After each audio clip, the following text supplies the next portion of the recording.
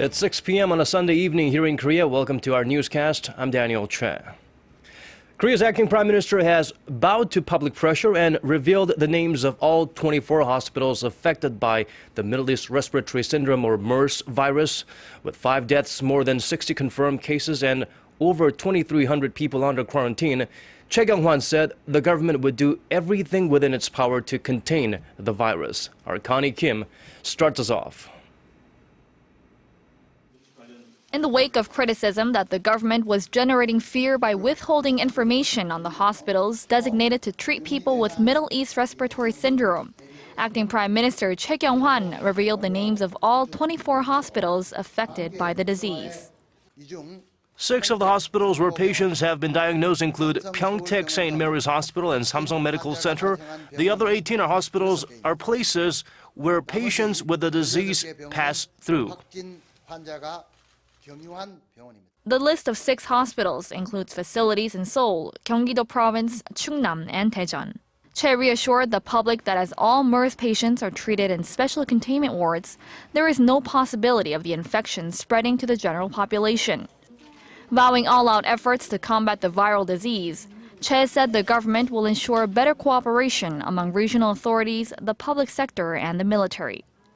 Acknowledging that initial monitoring of suspected cases where people were quarantined at home wasn't carried out effectively, the acting Prime Minister also announced plans to match suspected patients with public servants from the respective region on a one-to-one basis, strengthening monitoring of people under quarantine.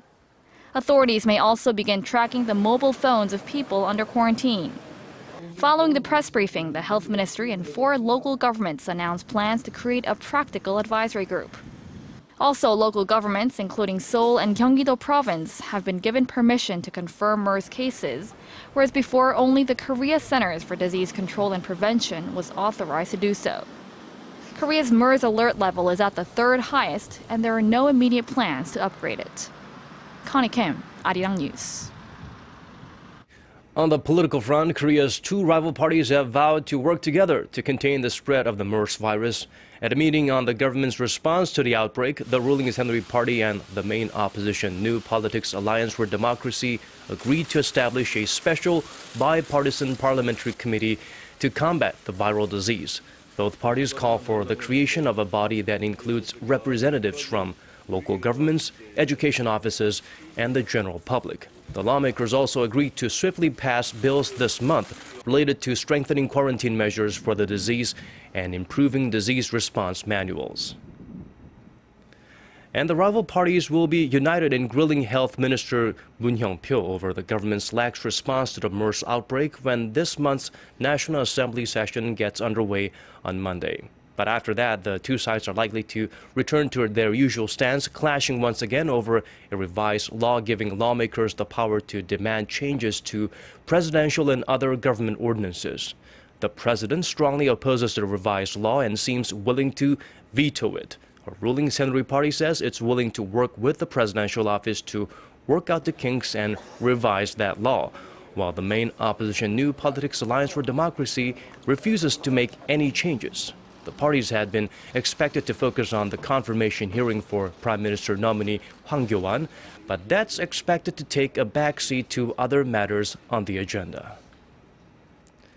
The MERS outbreak has sparked fresh worries over the slow-growing economy, with analysts moving to downgrade their outlook for this year. Some experts are even calling for an injection of cash to prop up growth. Our Shin Se-min tells us more on the influences of MERS on the economy. The MERS outbreak is starting to tug on economic growth, raising concerns that it will further dent Korea's already sluggish domestic demand, potentially pushing growth into the 2% range. While Finance Minister Choi Kyung-hwan has released projections for growth of just over 3%, multiple financial organizations have already lowered their outlooks. Foreign Investment Bank Nomura revised down its projection to 2.5% from its earlier prediction of 3%. International Monetary Fund says 3.1%. The Korea Development Institute and the OECD both downgraded their outlooks to 3%, and the Bank of Korea says that it expects 3.1% growth this year. If the MERS outbreak continues to spread, economists believe that the domestic economy, already hit hard by falling exports, will suffer even more. Korea's tourism and retail industry has already been hit hard by the spread of the virus, as over 20,000 foreigners have canceled trips to the country. Experts say that the government should set aside extra funds to revitalize the domestic economy and that the central bank must consider another rate cut to prop up sentiment. The finance minister says, however, the government has no plans to create a supplementary budget to help contain the virus, nor does he think this is the time to talk about extra funds. The Bank of Korea says it is closely monitoring the economy and taking a number of issues into account, including household debt and the MERS outbreak, ahead of its monthly policy meeting this Thursday. Shin Se-min, Arirang News.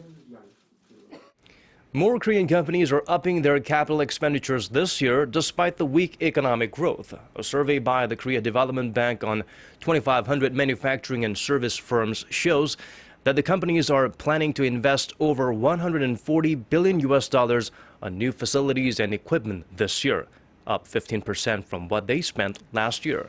Large companies expressed a strong desire to spend more on capital expenditures, with an increase of over 16% expected this year. Spending by small and mid-sized firms is also expected to drop 11%, larger than last year's 6%. North Korea may have another nuclear complex in addition to the one in Yongbyon. That's according to a report by the U.S. State Department, which said it is likely the regime may have been operating a secret nuclear facility. If true, it would deliver another blow to efforts to denuclearize the regime via the six-party talks involving the U.S., North and South Korea, China, Japan, and Russia, as efforts have been focused mainly on the existing Yongbyon nuclear complex. North Korea has been drifting further away from its denuclearization commitments since June 2008. That's when it destroyed a water cooling tower at the Yongbyon facility, which was seen as a powerful gesture of its commitment to ending its nuclear activities. China held its first event in memory of the hundreds of people who died in the recent maritime disaster on the Yangtze River. Members of the military, police, and others took off their hats and bowed at a memorial service held today near the raised ship Eastern Star as vessels nearby sounded their horns for 3 minutes. Chinese media outlets, including the state-run CCTV, will cancel or postpone upbeat programs for a week to observe a period of mourning. The death toll in the tragic sinking has risen past 431. Just 14 people survived, while 11 are still missing. The vessel was carrying 456 people, many of them elderly tourists. Passengers' relatives have raised questions about whether the ship should have continued its voyage after a weather warning was issued. Authorities have placed the surviving captain and his first engineer in police custody. Search and rescue operations continue on Malaysia's Mount Kinabalu, where dozens of climbers stranded after an earthquake were brought to safety today. The 5.9 magnitude quake that struck early on Friday is the worst in Malaysia's history. At least 13 people are dead, with another 6 missing. 11 bodies were found yesterday and another 2 today. Authorities have yet to identify the bodies, aside from one 12-year-old grade schooler from Singapore and a 30-year-old local tour guide. The quake, which occurred within Kinabalu Park, caused extensive damage within Ranau and Kundasang and even broke Mount Kinabalu's distinctive donkey's ear peak.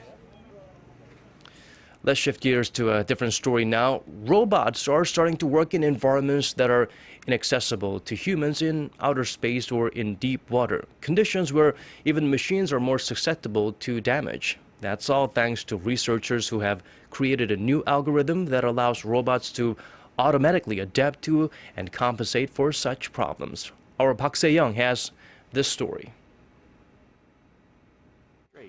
When this robot breaks a leg, it's not out of commission. It's up and walking again in 40 seconds thanks to a new intelligent trial and error algorithm. It was created by French and American computer scientists who wanted robots to be able to adapt to and recover from damages just like humans and animals. So when the six-legged robot loses a leg, it runs through its library of nearly 13,000 walking patterns, thousands of which only use 5 legs. The patterns are calculated in advance using a computer model, which shortens the trial and error process for the robot itself. Researchers also tested the algorithm on a robotic arm. Until now, the only way for a robot to become adaptable was the installation of expensive self-diagnosis sensors, whereas the algorithm is much more cost-effective. The team says its research, published in the journal Nature, could work for any kind of movement. That means robots will be better able to perform tasks in treacherous conditions, from nuclear accidents to earthquakes. Park Se-young, Arirang News. And now for a quick look at the weather conditions. The scorching hot weather continues on Monday here in Korea. In most parts of the country, the mercury could rise all the way up to 27 in Seoul with partly cloudy skies. But you'll want to carry an umbrella with you if you are in Daejeon, Daegu, Jeonju, Gwangju, Busan, or Jeju. There's a 36% chance of rain in the forecast tomorrow evening. And now let's check out the weather conditions outside of Korea, around the world, and in your neck of the woods.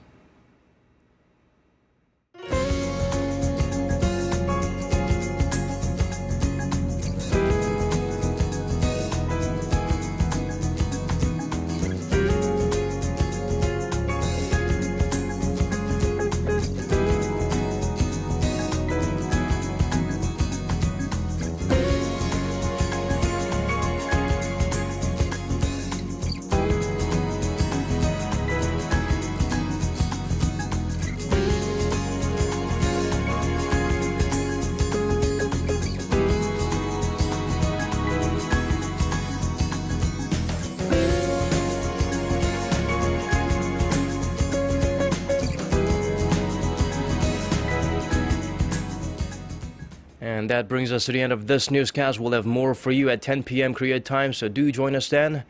Have a good rest of the evening for those who are tuning in from Korea, and to those who are tuning in from outside of Korea in different time zones, do have a great weekend.